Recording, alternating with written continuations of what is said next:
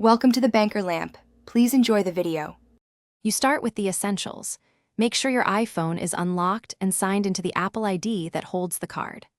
Once done, open the Wallet app and locate the card you want to remove. This is important because only visible cards can be edited. If you don't see the card, check settings for the correct account or recent backups. Make sure you have any bank contact info handy in case the card is linked to recurring payments or services you'll need to update. Now you'll remove the card. Tap the card to bring it forward, then tap the three-dot menu or More button in the corner.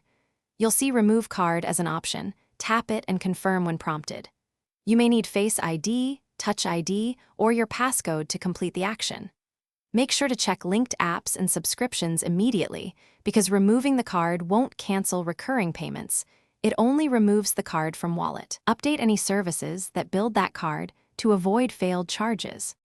Finish by verifying the card no longer appears in Wallet and that Apple Pay no longer lists it in settings. If the card still shows, contact your bank to confirm removal from tokenized devices. Banks can revoke tokens remotely.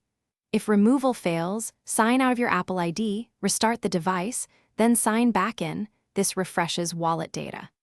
As a key troubleshooting tip, if a suspended or flagged card resists deletion, ask the issuer to remove device tokens and then retry, because issuer-side locks often block local removal.